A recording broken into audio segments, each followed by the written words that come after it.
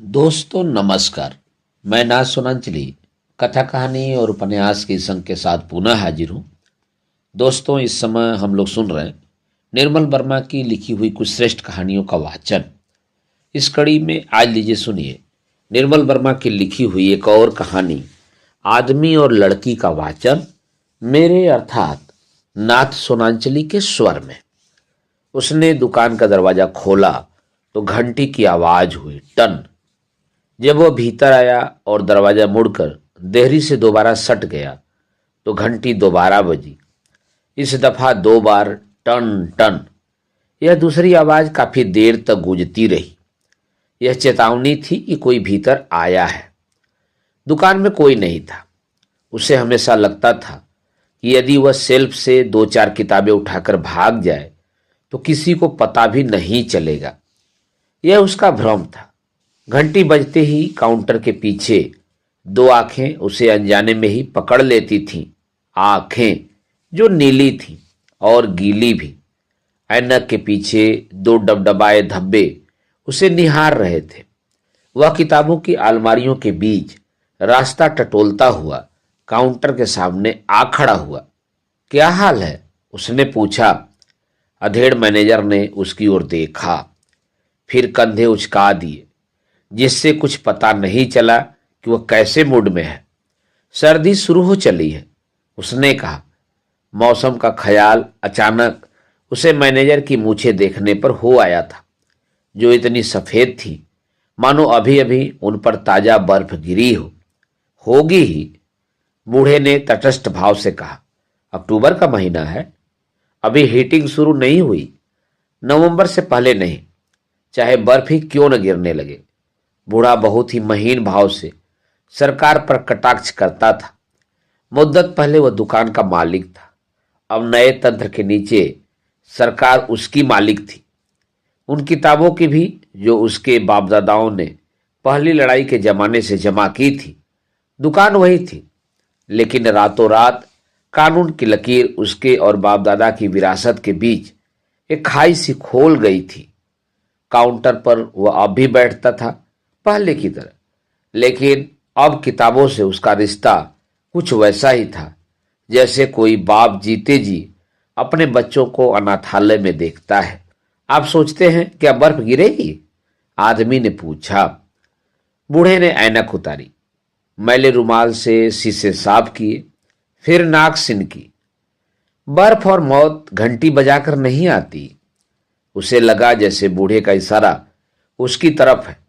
पिछले दिनों जब कभी वह दुकान की घंटी बजाता था, बूढ़े के चेहरे पर एक बेचैन सी झुंझलाहट झलक आती थी। सीधे सीधे कुछ नहीं कहता था, पर लगता था जैसे उसे सामने देखकर पिछली जिंदगी की सारी शिकायतें खुल जाती थीं।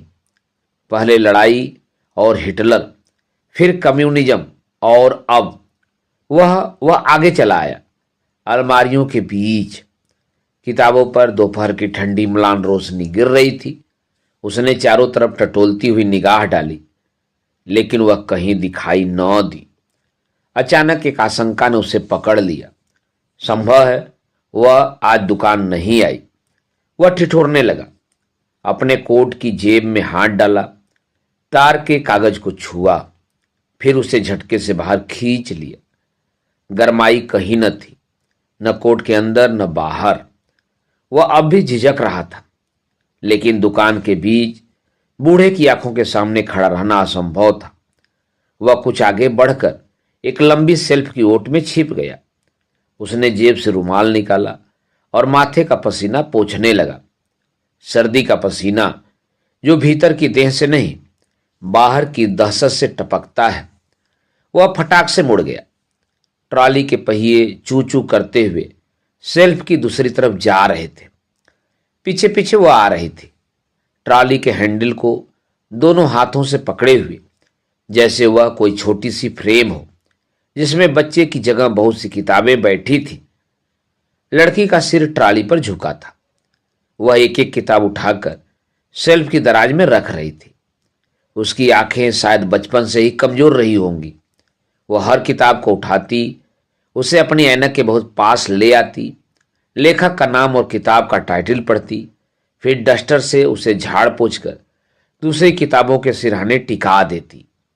वह अपने काम में इतनी डूबी थी कि उसे गुमान भी न था कि शेल्फ की दूसरी तरफ कोई उसे देख रहा है। वह उसे देख रहा था।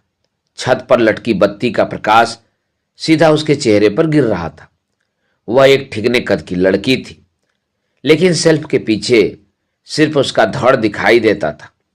कमर से ऊपर, जो उसकी टांगों से कहीं ज्यादा वयस्क दिखाई देता था। उसने एक लंबा नीले रंग का एप्रन पहन रखा था, जो दुकान में काम करने वाली लड़कियां पहनती थी, लेकिन उसके ऊपर वह ज्यादा नहीं फपता था। शायद इसलिए कि वह उसमें पूरी ढक जाती थी, और तब कोई अनुमान भी नहीं लगा सकता था कि वह कितनी छोटी है। कि अभी कुछ दिन पहले उसकी 20वीं वर्षगांठ पर वह उसके लिए फूल लाया था, जो शायद अब भी उसके कमरे में पड़े सूख रहे होंगे। अब वह सरकते हुए उसके बिल्कुल पास चली आई थी, लगभग उसके सामने। शेल्फ की सकरी दराजों के बीच उसका सिर दिखाई दे रहा था। उसने हमेशा की तरह अपने बाल कसकर बांध रखे थे, भूरे चमकीले बाल, जिनके बीच एक हिचकिचाती सी मांग कुछ दूर चलकर उलझी हुई लटों में लोप हो गई थी। इस बार वह अपने को नहीं रोक सका। जब लड़की ने अंतिम किताब शेल्फ पर रखने के लिए हाथ उठाया, तो उसने आगे बढ़कर उसके हाथ को पकड़ लिया। वही शेल्फ के ठंडे लोहे पर लड़की के मुंह से हल्की सी चीख निकल गई और वह घबरा गया। उसने जल्दी से किताबों को ठेलकर शेल्फ के बीच अपना सिर अड़ा दिया। मैं हूं, लड़की ने हकबकाकर आंखें ऊपर उठाई। वह जैसे कोई जिन हो, किताबों के बीच मुस्कुराता हुआ। तुम? हाँ। कब आए? कुछ देर पहले। तुम डर गई? हाँ, लड़की ने सिर हिलाया। वह छोटी बातों में भी झूठ नहीं बोलती थी। उसका हाथ अब भी आदमी की हथेली में भींचा था। एप्रन के पीछे छोटा सा वक्ष ऊपर नीचे हो रहा था। वह सचमुच डर गई थी। वह कभी दोपहर के वक्त दुकान में नहीं आता था। तुम कुछ देर के लिए छुट्टी ले सकती हो? अभी? लड़की का हाथ ठंडा सा हो गया उसके हाथ के भीतर। कुछ देर के लिए? उसने कहा। सिर्फ कुछ देर के लिए? उसने कहा। कोई बात हुई है? लड़की की आंखें उस पर फैल गई। नहीं, ऐसे ही, उसने उड़ते हुए स्वर में कहा।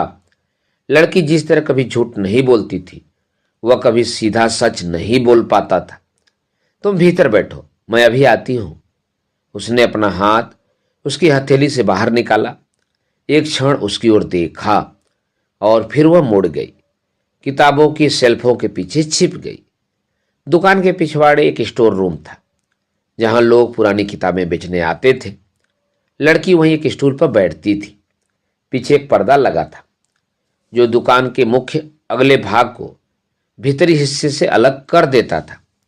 पर्दे के पीछे एक छोटा सा केबिन था, जहां लड़की लंच टाइम में घड़ी दो घड़ी सुस्ताने आ बैठती थी। वह यहां चला आया, कई बार यहां आया था। हर बार एक अजीब सा भ्रम पकड़ लेता, मानो यह दुकान नहीं, लड़की के घर का प्राइवेट कमरा हो। वहां बाहर की कोई आवाज नहीं आती थी, न आदमियों का शोर, न ट्रैफिक का कोलाहल। सिर्फ ट्राम की गड़गड़ाहट जरूर सुनाई देती थी, बहुत गूढ़ और धीमी, जैसे कहीं दूर शहर के किनारे पर बादल कड़क रहा हो।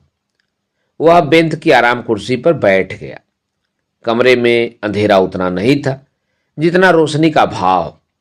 न कोई खिड़की, न रोशनदान, सिर्फ किताबों की बासी बू और दीवार के पीछे चूहों की सरसराहट। एक छोटी सी मेज पर चाय कॉफी का सामान रखा था। पुराने सिलाबी बिस्कुट और ब्राउन रोटी की स्लाइसें हमेशा तैयार रहती थी। कभी लड़की को भूख लगती, वह जल्दी से भीतर आकर कुछ न कुछ पेट में डाल आती थी। उसने पहली बार लड़की को इसी केबिन में देखा था। वह अपनी कुछ पुरानी किताब बेचने आया था। लड़की काउंटर के पीछे स्टूल पर बैठी डबल रोटी की एक स्लाइस कुतर रही थी। गोद में ब्राउन रंग का अधबुना स्वेटर पड़ा था, जिसकी ऊनी देह में 2 सलाइयां घोपी थी। उसकी आहट सुनकर लड़की हकबकाकर उठ खड़ी हुई, और तब पहले दिन पहली बार उसने लड़की के चेहरे को देखा था। वह मार्च का दिन रहा होगा और अब अक्टूबर खत्म हो रहा था। इन 7 महीनों में वह तकरीबन अपनी सब किताबें बेच चुका था जिन्हें वह अपने देश नहीं ले जाना चाहता था। पुराने शब्दकोश, टूरिस्ट गाइड और वे सब उपन्यास जिन्हें लड़की दुकान के लिए खरीद लेती थी और खाली समय में खुद पढ़ती थी। उसे यह जानकर काफ़ी हैरानी हुई थी कि वह अंग्रेजी पढ़ लेती थी और थोड़ी बहुत बोल भी लेती थी। दरअसल अंग्रेजी को ही लेकर उनके बीच बोलचाल का सिलसिला शुरू हुआ था। एक दिन जब वह किताबें बेचने आया, वह कुछ देर तक उन्हें उलट पुलट कर देखती रही। फिर अचानक बोली, क्या आपके देश में सब लोग अंग्रेजी बोलते हैं? नहीं, ऐसा नहीं है, उसने कहा। मैं भी ठीक से नहीं बोल पाता। आप बहुत अच्छा बोलते हैं, उसने बहुत उदासीन भाव से कहा। फिर उसकी ओर से आंखें मोड़कर किताबों को समेटने लगी। मैं अभी आती हूं, उसने किताबों का बंडल उठाया और पार्टीशन के पीछे चली गई। वह सोचने लगा, पता नहीं आज कितनी किताबें चुनी जाएंगी। वहां कुछ ऐसा ही सिस्टम था। लड़की किताबों को मैनेजर के पास ली जाती, वह उनमें से उन्हें चुन लेता जो खरीदने लायक होती, बाकी वापस लौटा देता। सारा व्यापार जुए के खेल सा होता था। किताबों को चुनने और ठुकराने का कोई ठोस आधार रहा हो यह उसे कभी समझ में नहीं आया। जब कभी लड़की से वह इसके बारे में पूछताछ करता तो वह अक्सर टाल जाती थी। जब वह बहुत जोर डालता बाद के दिनों में तो वह झुझला कर कहती, हम वही किताबें पढ़ते हैं जो हमारे लिए ठीक है। सौभाग्य की बात कहिए, उस दिन सब किताबें ठीक निकली, तकरीबन सब सिवा एक किताब के जो मैनेजर ने वापस भिजवा दी, रेक्वियम फॉर द नन। लड़की ने कुछ कौतूहल से उसकी ओर देखा। क्या यह कोई धार्मिक किताब है? नहीं, उसने कहा, यह एक वेश्या के बारे में है। वह देखना चाहता था उस पर क्या प्रतिक्रिया होती है। धर्म और रंडीबाजी दोनों ही यहां वर्जित थे, किंतु लड़की के चेहरे पर कोई भाव नहीं आया। उसने चीमड़ पेपर बैग को धीरे से काउंटर के नीचे सरका लिया, जिसे छिपाना भी नहीं कहा जा सकता। काउंटर के नीचे वाली दराज उसकी अपनी थी, जिसमें वह दिन का टिफिन, रुमाल, तौलिया और घर की चाबियां रखती थी। पता नहीं उसकी कितनी किताबें इस काउंटर के भीतर गायब हो गई थी। आज आपको काफी पैसे मिलेंगे, उसने ससरी निगाह से बिल को देखा जो खट खट करता हुआ कंप्यूटर मशीन के बाहर निकल आया था। उसका मन हुआ एक बार झांक कर बिल को देखे, फिर वह अपने को रोके रहा।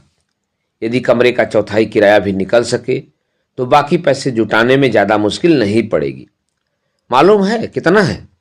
उसने बिल को मशीन से खींचकर उसके सामने रख दिया। 40 क्राउन।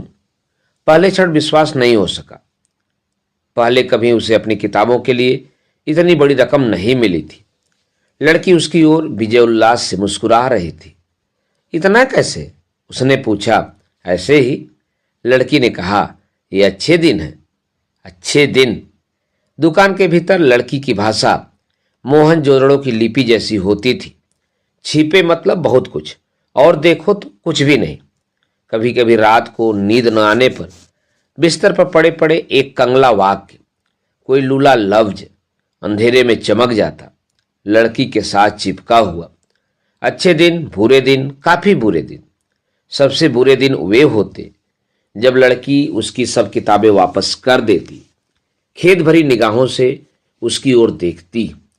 आज कुछ भी नहीं, और वह सब किताबों को अपने डफल बैग में ठूस कर बाहर सड़क पर आ जाता।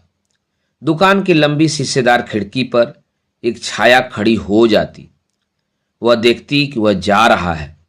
वह सोचता, अगली बार कौन सी किताबें लाऊंगा जो खरीदने लायक होंगी।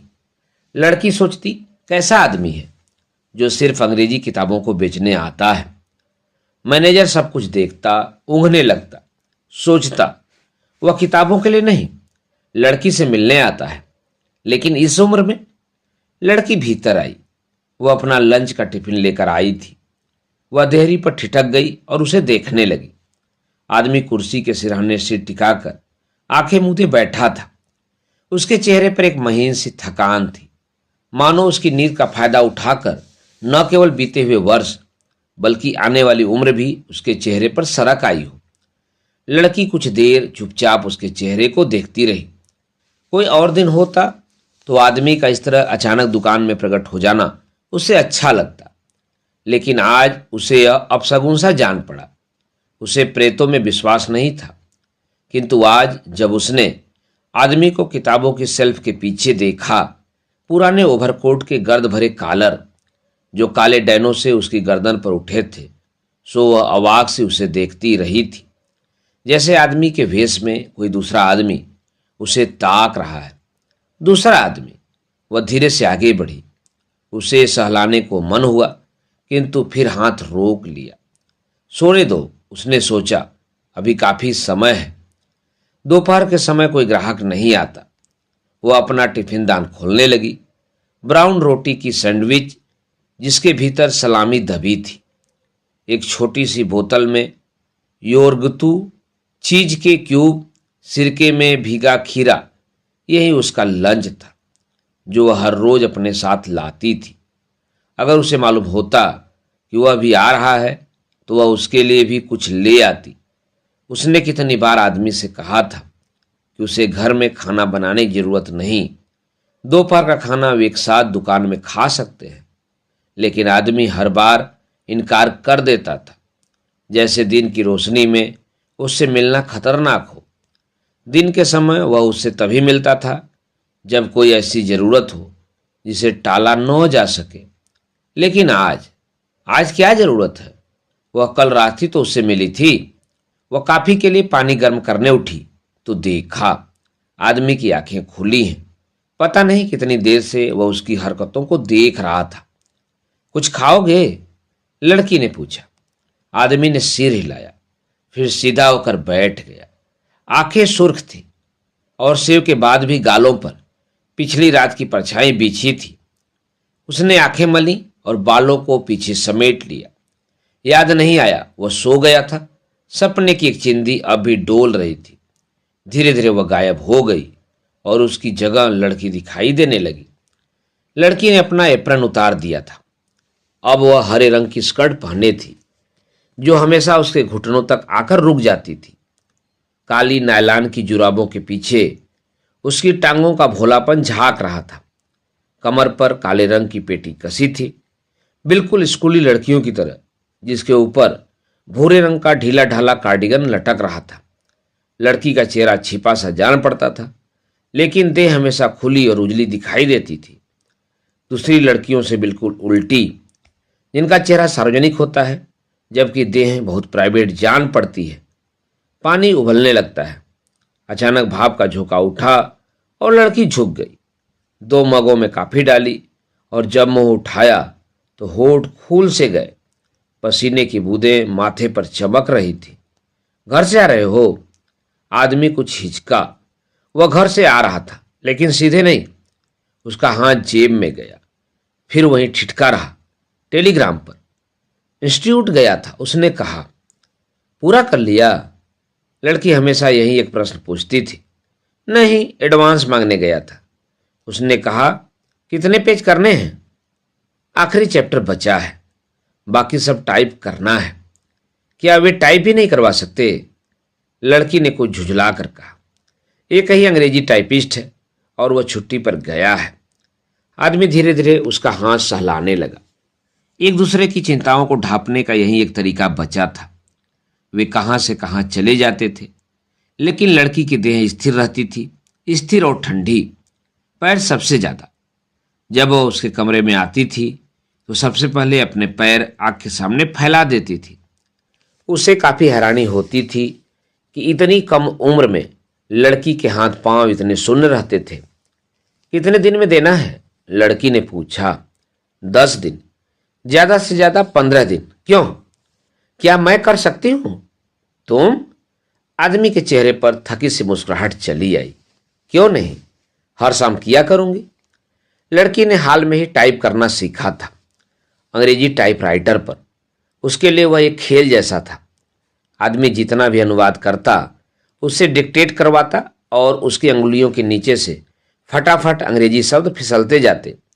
फिर दोनों बैठकर गलतियां छांटा करते। आदमी का कहना था इस तरह वो अंग्रेजी और टाइपिंग दोनों एक साथ सीख जाएगी, लेकिन उसे सीखने की चाह उतनी नहीं थी जितना सुकून सा मिलता था। रात की वही एक घड़ी होती थी जब वह आदमी के पास होती थी।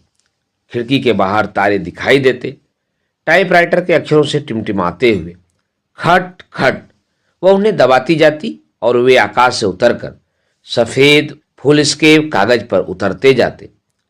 केतली का पानी गुनगुना रहा था। लड़की ने स्विच बंद कर दिया और ऊपर का रोशनदान खोल दिया ताकि इस बार पानी की भाप बाहर जा सके। यह गर्म है। लड़की ने दूसरा कप बनाने के लिए सिर झुकाया तो गले के पिछवाड़े का जूड़ा कंधे की तरफ लुढ़क आया। लड़की की देह पर ऐसी अनेक छोटी छोटी घटनाएं घटती थी, वह उनसे बेखबर रहती थी। जैसे जब कोई पुरानी किताब बेचने आता था तो वह अपने थूक से उंगली गीला करके पन्ने पलटती थी और होठ हिलाकर पढ़ती थी। ऐसे मौक़ों पर वह उसे बहुत गौर से देखता था। क्या यह वही लड़की है जिसकी देह को वह पिछली रातों छूता रहा था और जो दिन में इतनी अछूती दिखाई देती थी? ऐसे क्षणों में उसे लगता वह कहीं नीचे है, गड्ढे में, एक जानवर की तरह दुबका हुआ, बार बार एक ही इच्छा में मथता हुआ कि जब तक लड़की उसकी ओर से बेखबर काफी बना रही है वह उछलकर गड्ढे से निकल सकता है।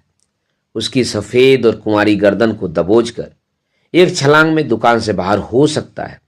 दुकान से, पछतावे से, पाप से, सबसे बाहर। लेकिन जब वह आंखें ऊपर उठाती तो उसके सब इरादे बुहार जाते। वह टकटकी लगाए उसे देखता रहता। लड़की पता नहीं किस ख्याल में मुस्कुराने लगती। वह बंधा रहता अपने गुस्से और संताप और दिल की दलदल में। वह नीचे झुकाया तिपाई पर जहां लड़की का हाथ केतली पर टिका था और ऐसे कहा जैसे अभी अभी कुछ याद आया हो। कल रात टेलीग्राम आया था। टेलीग्राम? लड़की के हाथ में कॉफी का मग हवा में ठिठक गया। वह बीमार है, आदमी ने कहा। मुझे बुलाया है। उसने तार जेब से बाहर निकाला। लाल कागज की मुड़ी हुई दैनीय चिंधियां, जिसे लड़की ने देखते ही आंखें मोड़ ली। क्या बीमारी है? उसने लापरवाही से पूछा। जाकर पता चलेगा, आदमी ने कहा। कब? वह चुप बैठा रहा, मेज पर पड़े तार को देखता रहा। कब जा रहे हो? लड़की ने दोबारा पूछा, किंतु अब उसके स्वर में लापरवाही के बदले एक अजीब सी कोमलता भर आई थी। मैं पत्र की राह देखूंगा, उसने कहा। लेकिन अगर वह सचमुच बीमार है? लड़की ने कहा। सचमुच का मतलब? तुम सोचती हो या बहाना है? मैंने यह नहीं कहा। लड़की ने कहा। अगर वह बीमार है तो तुम्हें जाना चाहिए। तुम्हें बहुत जल्दी है। जल्दी कैसी? मेरे जाने की। लड़की ने विस्मय से उसकी ओर देखा। मैं समझी नहीं, उसने कहा। मुझसे ज्यादा तुम उसकी फिक्र करती हो। यह कटाक्ष था। वह कटाक्ष से भी आगे जाना चाहता था, जहां क्रूरता शुरू होती है, किंतु वहां सिर्फ कमीनापन था और वह रुक गया। आगे कुछ भी न था, सिर्फ एक गंदली सी थकान और जलन थी। वह रात भर नहीं सोया था। मैं अब चलता हूं, उसने कहा। नहीं, ठहरो। लड़की ने उसके घुटनों पर अपने हाथ रख दिए। तुमने अभी क्या कहा? मैं बहुत जल्दी में हूं। लड़की की आंखें चुधिया गई थीं, जैसे वह उसकी क्रूरता को ठीक से नहीं देख पा रही हो। मैं हंसी कर रहा था। आदमी ने धीरे से अपना हाथ उसकी बांह पर रखा। लड़की की समूची बांह थरथरा रही थी। अगर मैं कहूं तुम रुक जाओगे? तुमने कभी कुछ नहीं कहा, क्योंकि कोई फायदा नहीं। वह जब जब आदमी की परीक्षा लेती, आदमी का चेहरा दूर होने लगता। उसकी जगह अपना पाप दिखाई देने लगता, जो उससे वैसे ही प्रश्न पूछने लगता जिन्हें वह आदमी से पूछती थी। यह चक्कर था, पाप का चक्कर, जिसका कोई अंत नहीं था। क्या वह अक्सर बीमार रहती है? उसने पूछा। वह कभी उसकी पत्नी का नाम नहीं लेती थी, सिर्फ वह कहा करती थी, मानो इतनी बड़ी दुनिया में सिर्फ एक वह उसकी पत्नी हो सकती है। उसे खुशी थी। उसने उसे कभी नहीं देखा था। वह दूसरे शहर में थी और उसने वह शहर भी कभी नहीं देखा था। आदमी चुपचाप लड़की को देखता रहा। लड़की के पीछे खिड़की थी और खिड़की के परे छतें, जहां उगती धूप की सफेद थिगलियां निकल आई थीं। कल रात मुझे एक सपना आया, उसने कहा। कैसा सपना? मैंने देखा तुम नीचे खड़ी हो, तुम ऊपर मेरे कमरे को देख रही हो। मैं तुम्हें आवाज देकर बुलाना चाहता था और तुम जाने लगी और मैं जोर जोर से दरवाजा भड़बड़ाने लगा नीचे आने के लिए। लड़की हंसने लगी। सच? फिर मेरी आंख खुल गई और मैंने सुना कोई सचमुच दरवाजा खटखटा रहा है। मैंने सोचा शायद तुम हो, लेकिन बाहर तार वाला खड़ा था। आदमी के चेहरे पर हंसी थी, लेकिन लड़की की हंसी बूझ गई। उसे सपने में अपशगुन सा दिखाई दिया। वह अपशगुनों के बीच रहती थी, इसलिए गिरजे में घड़ी दो घड़ी बैठना उसे अच्छा लगता था। उसने यह बात कभी आदमी को नहीं बताई थी। गिरजे वाली बात यह नहीं, वह आदमी से कुछ छिपाती थी, किंतु ईश्वर में विश्वास करना यह उसे एक प्राइवेट किस्म की बीमारी जान पड़ती थी, जिससे वह आदमी को दूर रखना चाहती थी। ईश्वर के इर्द गिर्द वैसा ही अंधकार था जैसा उसकी पत्नी के आसपास, और वह उसकी पत्नी के बारे में उतना ही कम जानती थी जितना आदमी उसके ईश्वर के बारे में। उन दोनों को अकेले छोड़ देना ही अच्छा था। दरवाजे पर घंटी खनखनाई और वे दोनों चौंक गए, एक दूसरे से अलग हो गए। वह भागती हुई दरवाजे के पास गई, सांकल खोलकर बाहर झांका। कोई ग्राहक आया था। अभी लंच टाइम है, उसने कहा और जल्दी से दरवाजा भेड़ दिया। लेकिन वह मुड़ी नहीं, चौखट पर खड़ी रही, बंद दरवाजे के शीशे से खुलता हुआ दिन देखने लगी। अक्टूबर का दिन धुंध की परत से निकल रहा था। उसे बहुत पहले के दिन याद आए, जब वह आदमी से नहीं मिली थी, दुकान से घर अकेले जाती थी और शहर खाली सा लगता था। जब वो आदमी की तरफ मुड़ी तो मुस्कुरा रही थी। कितनी दूर है? उसने पूछा। क्या? आदमी जाने के लिए तैयार खड़ा था। तुम्हारी पत्नी का शहर। इस बार उसने सचमुच पत्नी कहा, जैसे वह उसकी दूर शहर की कोई सहेली हो। 1 घंटा लगता है, उसने कहा। कैसे जाओगे? बस से। हर घंटे बाद बस चलती है। लड़की आदमी के पास आई, ऊपर देखा जहां उसकी आंखें थीं। मैं भी चलूं? तुम? बस स्टेशन तक चलूंगी। आदमी एक क्षण उसे देखता रहा। वह शून्य सन्नाटे के बीच खड़ी थी, जहां टेलीग्राम पड़ा था और पीछे किताबों की कतार थी, जिनके भीतर जीने मरने का ज्ञान भरा था, लेकिन जो उस क्षण न उसकी मदद कर सकता था न लड़की की। उसने बैग उठाया और लड़की के पास चला आया। उसके छोटे से सिर पर अपना मुंह रख दिया। वह उससे बहुत छोटी थी और एक स्कूली लड़की की तरह सुनसान खड़ी थी, और तब उसे लगा जैसे उसकी उम्र के 40 साल एक गंदले नाले की तरह दुकान के बीचों बीच बह रहे हैं, और बीच का पानी इतना उथला है कि वह उसमें डूबकर मर भी नहीं सकता, केवल लड़की को उसमें घसीटकर गंदला कर सकता है। वह बाहर चला आया। वह जल्दी से भागकर खिड़की के पास आई। आदमी दुकान से निकलकर सड़क पार कर रहा था। वह खिड़की के लंबे शीशे से उसे छोटा होते हुए देखती रही। दूसरे दिन लड़की उसके फ्लैट पर गई, यूं ही टहलते हुए। हालांकि उसे मालूम था कि वह शहर से बाहर है और मकान खाली है। वह पिछली रात को ही चला गया। फ्लैट की डुप्लीकेट चाबी उसके पास थी, जो हमेशा उसके पास रहती थी, और वह किसी भी समय उसके अपार्टमेंट में जा सकती थी। किंतु उस शाम वहां कोई न था। सीढ़ियां अंधेरे में डूबी थी और चौकीदार का केबिन खाली पड़ा था। भीतर जाने के बजाय वह पीछे चलती गई, ताकि दूर फासले से वह आदमी का कमरा देख सके, जो तीसरी मंजिल पर था और जिसकी एक खिड़की पार्क की तरफ खुलती थी। पार्क में बच्चे खेल रहे थे। खिड़की बंद थी। वह जाने से पहले पर्दा गिराना भूल गया था। शाम की धूप खिड़की के शीशों पर चमक रही थी, जिसके भीतर सब कुछ दिखाई देता है। मेज पर रखा टाइपराइटर, दीवार पर टंगी कमीज और खिड़की के आले पर रखा गमला, जो वह बहुत दिन पहले उसके लिए लाई थी। एक बार मन भीतर जाने को हुआ। उंगलियां पर्स में गईं और भीतर रखी चाबी से खोलने लगी, लेकिन यह ख्याल कि कमरा खाली पड़ा होगा जैसे उंगलियों को भी छू गया। वह पीछे मुड़ गई और धीमे कदमों से घास पर चलने लगी। पार्क के बीच पौंड था, अंग्रेजी ढंग का तालाब जिस पर बत्तखें तैर रही थी। वह तालाब के साथ साथ चलने लगी। वह सोचने लगी, लेकिन सोच का कोई ऐसा सिरा नहीं था जिसे पकड़कर वह भीतर की गांठ खोल सके।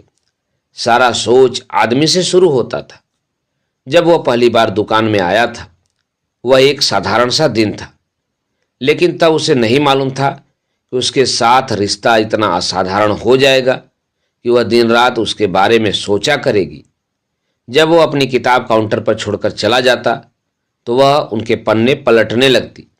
पुरानी भुरभुरी अंग्रेजी की किताबें जिन पर उसका नाम, उसके शहर का नाम और नीचे वह तारीख लिखी होगी जब उनसे वह किताबें खरीदी होंगी। उन तारीखों को देखकर उसे अजब सी हैरानी होती कि जब वह दुनिया में नहीं आई थी, वह अपने शहर में घूमता होगा, पढ़ता होगा, और जब उसका विवाह हुआ होगा वह स्कूल में पढ़ती थी। वह मुस्कुराने लगी। लोग मुझे उसकी बेटी समझते हैं, उसने सोचा। शायद इसलिए वह दिन के उजाले में मेरे साथ चलने में कतराता है। मुझे कभी उम्र याद नहीं आती। वह जब मेरे साथ होता है तो मुझे पता भी नहीं चलता कि वह मुझसे कितना बड़ा है। उम्र के बारे में क्या सोचना। वह रात की बर्फ है, सोते हुए पता भी नहीं चलता। सुबह उठो तो फाटक पर ढेर सी जमा हो जाती है। बर्फ की बात से उसे मार्च का महीना याद आया। उस शाम वह पहली बार आदमी के साथ सोई थी। साल की आखिरी बर्फ गिरी थी और बाहर आई तो सारी देह सुन्न, सारा शहर बर्फ में ठिठुर रहा था। आदमी ने उसे बहुत रोका, किंतु उसके भीतर कुछ बल रहा था जो सारे शहर को सोख सकता था। वह चलती गई और जब उससे बर्दाश्त नहीं हुआ तो उस गिरजे में चली आई जो बहुत पुराना था और खाली रहता था, और जिसमें वह अक्सर जाती थी और जिसके बारे में आदमी को कुछ भी नहीं मालूम था। वह भीतर चली आई और सबसे आगे की बेंच पर बैठ गई। कुछ देर पहले वह आदमी के बिस्तर पर थी और अब वह वहां क्या कर रही थी यह उसे बहुत देर तक नहीं मालूम हो सका। सामने आल्टर पर एक आदमी टंगा था, पैरों, हाथों, छाती पर कीलों से बिधा हुआ, और बहुत देर तक उसे यह भी पता नहीं चला कि वह आदमी वहां क्या कर रहा है। तब उसे अचानक लगा कि वह अकेली नहीं है, कोई उसके पास है, कोई बिल्कुल पास बैठा है जिसे उसने अंधेरे में नहीं देखा था। एक बूढ़ी औरत जो उसके साथ बेंच पर बैठी थी, गुनगुनाती हुई, प्रार्थना करती हुई, हवा में मोमबत्ती की लौ की तरह डोलती हुई। क्या वह कुछ मांग रही थी? वह ईश्वर से कुछ मांग रही थी। और तब उसे हैरानी हुई, कितनी लंबी जिंदगी गुजार देने के बाद जब कुछ भी बचा नहीं रहता, ईश्वर से कुछ मांगा जा सकता है। वह बूढ़ी के पास सरक आई। सुनो, क्या यह पाप है? उसने धीरे से बूढ़ी औरत के कानों में फुसफुसाया। एक आदमी के साथ सोना जिसकी पत्नी जीवित है। कौन? बूढ़ी ने उसके चेहरे को देखा। कौन जीवित है? वह हंस रही थी। उसके सारे दांत टूटे थे और खुले पोपले मुंह से शराब का भभका छूट रहा था। शराब और बुढ़ापे और आंसुओं से सना उसका चेहरा ऊपर नीचे हिल रहा था। वह भागकर बाहर चली आई। बहुत देर तक बूढ़ी का चेहरा उसके पीछे पीछे भागता रहा। फिर वह अचानक गायब हो गया और बर्फ गिरना बंद हो गई। वह मार्च का महीना था जब वह पहली बार आदमी के साथ सोई थी। अब वह उसके घर के सामने बैठी थी। बच्चे अपने घरों को चले गए थे और बत्तखें वे पता नहीं कहां डूब गई थी। तालाब अंधेरे में सोया था, न छप, न कुछ, न कोई आवाज। आसपास मकानों की बत्तियां जल रही थीं। सिर्फ आदमी का कमरा तीसरे तल्ले पर एक अधेरे खोखल सा खाली पड़ा था। अब वहां न गमला था, न मेज, न दीवार पर लटकती कमीज। वह कहीं दूसरे शहर में था। वह अपनी पत्नी के साथ लेटा था। वह न जाग रहा था न सो रहा था। वह सोच रहा था जब वह 7 महीने पहले लड़की की दुकान में आया था और बगल में उसकी पत्नी सांस ले रही थी। वह 3 दिनों बाद लौटा था। 3 छोटे दिन और 2 लंबी रातें जिनके बीच लड़की घर से दुकान गई थी। वापस घर लौटी थी, फिर दुकान, फिर घर। एक शाम वह बस स्टेशन गई थी, हालांकि उसके आने का समय उसे नहीं मालूम था। दूसरी शाम उसके घर गई थी और पार्क में खेलते हुए बच्चों और तैरती हुई बत्तखों को देखती रही थी। आदमी अपनी पत्नी से मिलने पहले भी जाता था, लेकिन लड़की की जिंदगी में यह पहला मौका था जब उसने उस अजीब चीज को देखा था, जो कुछ भी नहीं थी। किसी का न होना यह भी कोई चीज है, लेकिन जहां वह जाती वह चीज भी उसके साथ साथ चलती। जब रात को लेटती तो वह चीज भी उसके साथ लेट जाती, और जब वह सोने लगती तो वह जागते हुए उसका सोना देखती रहती। और तब उसे समझ में आया था कि क्यों अकेले लोग गिरजों में जाते हैं, शराब खानों में, ऐसे घरों में जहां औरतें पेशा करती हैं, और ऐसे लोग भी जो अपनी पत्नियों के साथ रहते हैं। हालांकि साथ का सुख कब का सूख चुका होता है, लेकिन सुख लड़की को नहीं सताता था। वह उसके बारे में सोचती भी न थी। वह सिर्फ यह जानना चाहती थी कि क्या वह उस चीज के बारे में जानता है जो वह जानने के बाद उसके पास छोड़ जाता है। क्या वह उस चीज को जानता था? कभी कभी उसे लगता था उसे जानता है, इसीलिए उससे अलग होना चाहता था, किंतु वह अलग होना नहीं था। एक अजीब गुस्से में तना रहता था, जैसे उसकी आवाज फोन में सुनाई दी थी, भर्राई हुई, तनी हुई। वह फोन तीसरे दिन आया था, लंच की घड़ी में, जब मैनेजर बाहर थे। वह अपने केबिन में थी और टिफिन दान खोल रही थी। घंटी सुनाई दी तो उसके हाथ डिब्बे पर पड़े रहे। यह उसका फोन है, उसने सोचा। हालांकि फोन की घंटी हमेशा एक जैसी ही बजती थी। वह किताबों की अलमारियों के बीच भागती हुई काउंटर पर आई, फोन उठाया, आदमी की आवाज सुनी, और जब वापस अपने केबिन में आई तो उसे खिड़की के पास बाहर पेड़ दिखाई दिया, सड़क दिखाई दी, सामने की दीवार पर पोस्टर दिखाई दिया जिसका एक सिरा उखड़कर हवा में फड़फड़ा रहा था। 3 दिनों बाद वह अपने शहर को नए सिरे से देख रही थी। फोन की आवाज अब भी उसके भीतर थी, एक उदास नाराजगी में दबी हुई। पता नहीं वह क्यों तना था। उसने यह भी नहीं पूछा कि उसके ये दिन कैसे बीते। 3 दिन अपनी पत्नी के साथ रहकर उस पर गुस्सा जताना, क्या वह पागल था? उसने जल्दी जल्दी वे किताबें बैग में डाली जो वह उसके लिए जमा करती थी। अंडरग्राउंड किताबें, जिन्हें न दिखाया जा सकता था न बेचा जा सकता था, जो गोदाम में पड़ी सड़ा करती थी। वह अपने पैसों से उन्हें खरीदा करती थी और गोदाम के अंधेरे कोनों में जमा करती जाती थी। वह उन्हें एक एक करके अपने बैग में रखने लगी। फिर उसके हाथ ठिठक गए। उसे लगा वह आदमी को देख सकती है। वह अकेला अपने कमरे में बैठा होगा। सर्दी का धुंधला दिन, टाइपराइटर और खाली कोरे पन्ने, जिन्हें वह जाने से पहले ज्यों का त्यों मेज पर छोड़ गया था। वह उकड़ू बैठा था। वह आग जला रहा था। वह अखबार के कागजों को अंगीठी में झोंक रहा था, जिसका धुआं ऊपर उठता था, चिमनी में जाता था, खांसने लगता था, फिर लौटकर पानी बन जाता था।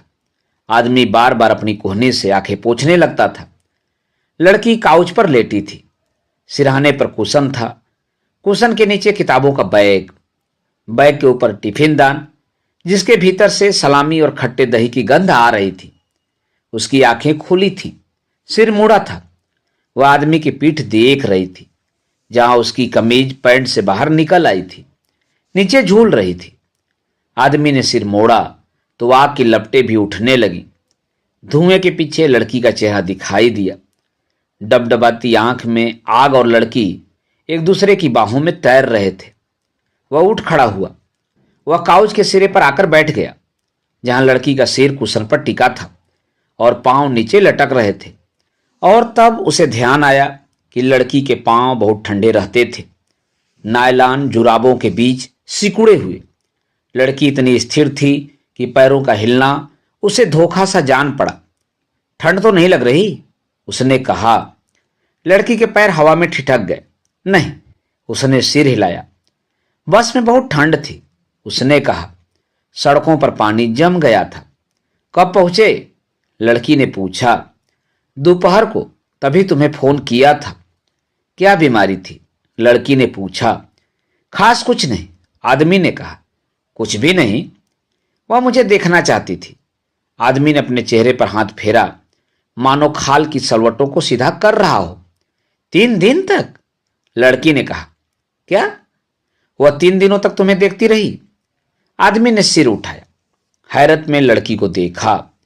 उसका चेहरा आग की शुष्क गरमाई में तप रहा था। वह अजीब आंखों से उसे निहार रही थी, जैसे कुछ पूछ रही हो। आदमी ने उसका हाथ अपने हाथ में सरका लिया, सहलाने लगा।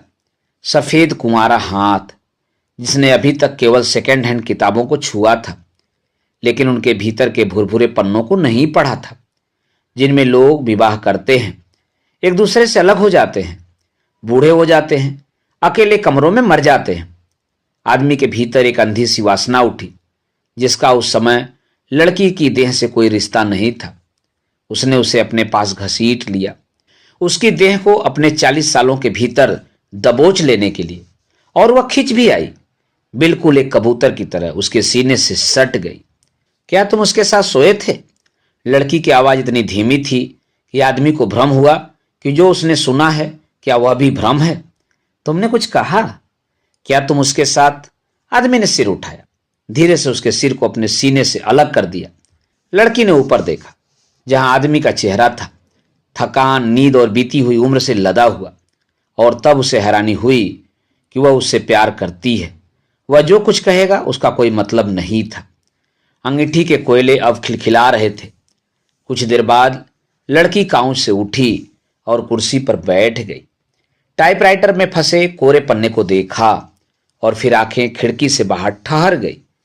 पार्क अंधेरे में डूबा था और तालाब की जगह सिर्फ एक सफेद सीट दिखाई दे रही थी। सड़क की बत्तियां एक लंबी झालर सी शहर के आर पार लटक रही थी। उसने कुर्सी मेज के पास सरका ली और टाइप करने लगी, जिससे आदमी ने अनुवाद किया था। टाइप करते हुए उसे अजीब सा सुकून मिलता था, जैसे वह 2 भाषाओं के बीच फैले जंगल में अकेली, निर्लिप्त और सब खतरों से मुक्त घूम रही है। जबकि पीछे काउच पर लेटा आदमी उसे देख रहा था। वह उसके झुके सिर को देख रहा था, जिस पर भूरे बालों का जूड़ा शिथिल सा होकर गर्दन पर लुढ़क आया था। वह उसके अनुवाद को पढ़ती तो होठ हिलने लगते, फिर उन्हीं फड़फड़ाते शब्दों को जल्दी जल्दी कागज पर टिपने लगती। वह उसकी पत्नी को भूल गई थी। अब वह उससे अलग हो गई थी। सिर्फ कभी कभी सिर उठाकर किसी शब्द का मतलब पूछ लेती थी और वह सोचने लगता, पिछली रात वह पत्नी के साथ था और अब यहां। कल दोपहर के समय वह किताबों की दुकान में जाएगा, लड़की से झूठ बोलेगा, पत्नी के पास जाकर लौट आएगा। इसी तरह दिन बीतेंगे। इसका कोई मतलब है? आदमी ने हाथ आगे बढ़ाया, धीरे से लड़की की पीठ को छुआ और वह चौंक गई। पीछे मुड़कर आदमी को देखा। पीले चेहरे पर दुबली सी मुस्कुराहट चली आई। कुछ चाहिए? अब रहने दो, बाकी कल कर लेना, आदमी ने कहा। बस थोड़ा सा बचा है। तुम सो क्यों नहीं जाते? क्या इतनी उम्र में लड़कियां मां बन जाती हैं, पत्नी होने से पहले? उसने आंखें मूंद ली। पलकों के भीतर अंधेरे में टाइपराइटर सिर्फ एक शब्द गोद रहा था, नींद नींद नींद, और नींद कहीं न थी। बहुत गई रात तक लड़की टाइप करती रही। वह धीरे धीरे चैप्टर के अंतिम अंश तक पहुंच गई थी। कहानी के काले जंगल में जब कभी वह बीच में अटक जाती तो कभी आदमी, कभी शब्दकोश उसका हाथ पकड़कर अंधेरी खाई पार करवा देते और वह अर्थ की खुली रोशनी में आ जाती, दोबारा चलने लगती।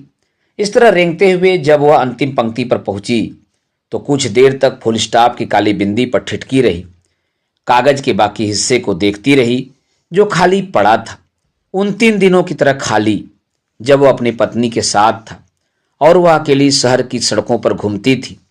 और तब उसे अजीब लगा कि खालीपन का मतलब न वह आदमी से पूछ सकती है, न शब्दकोश उठाकर देख सकती है।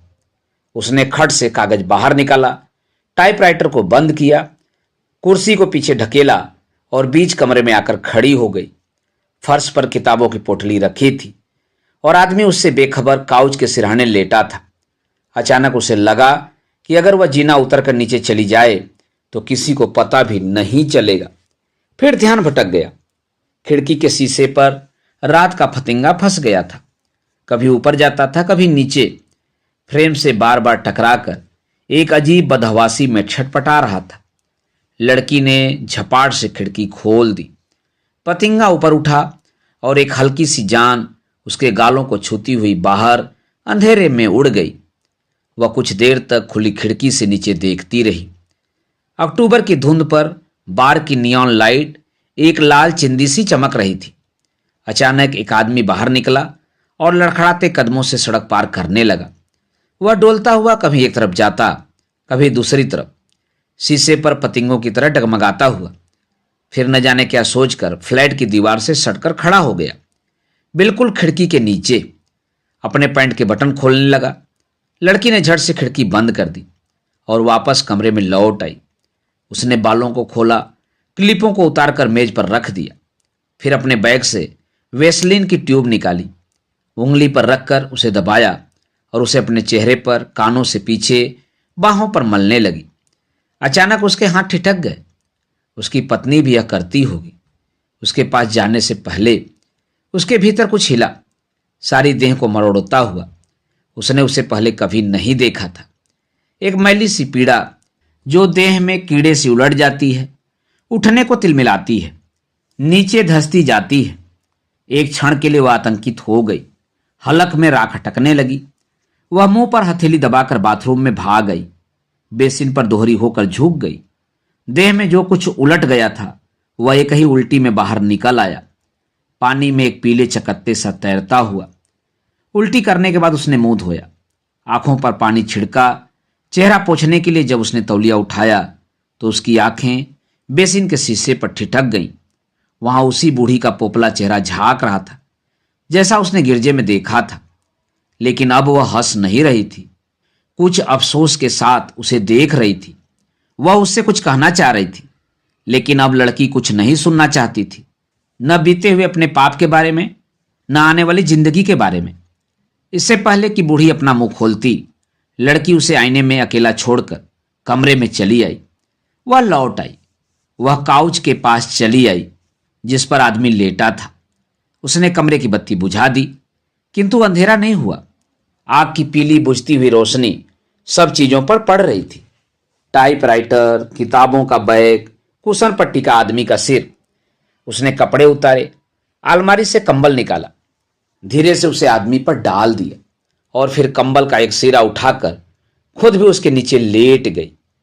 वह इतना निश्चल लेटा था कि कुछ देर तक उसे पता भी न चला कि वह जाग रहा है या सो रहा है। सिर्फ उसकी सांस सुनाई दे रही थी, छाती के भीतर घुरघुराती हुई। उसने टटोलते हुए उसे छुआ, खुली हुई कमीज के बीच नंगी छाती को, जहां कुछ सफेद बाल उग आए थे, और फिर अपना सिर वहां टिका दिया। आदमी सिरहने लगा। एक गर्म सियाहट उसके लहू को खटखटाने लगी। नहीं नहीं नहीं, उसके भीतर कोई कह रहा था। लेकिन जब उसने आंखें खोली तो लड़की का सिर उसके ऊपर था, उसके बाल कमरे के अंधेरे पर बिखरे हुए। वह हिल रही थी और कुछ देर तक आदमी को पता भी न चला कि वह रो रही है। उसकी छाती के बालों के बीच एक गर्म सी लकीर बह रही थी। सुनो, आदमी ने बहुत धीरे से कहा, मैं मरना चाहता हूं। क्या? लड़की ने सिर उठाया, उसकी ओर देखा। आदमी कभी कभी उससे अपनी भाषा में बोलने लगता था जिसे वह बिल्कुल नहीं समझ पाती थी। तुमने कुछ कहा? वह धीरे धीरे उसके सिर को सहलाने लगा। वह मां से बच्ची बन गई थी और आदमी उससे ऐसा सच बोल सकता था जिसका अनुवाद वह कभी नहीं कर सकेगी। दोस्तों, अभी आप सुन रहे थे निर्मल वर्मा की लिखी हुई एक कहानी आदमी और लड़की का वाचन मेरे अर्थात नाथ सोनांचली के स्वर में। दोस्तों, और भी किस्से, कहानी और उपन्यास सुनने के लिए आप मेरे साथ कथा, कहानी और उपन्यास के साथ जुड़े रहिए। तो मिलते हैं एक नई कहानी के साथ। धन्यवाद। नमस्कार।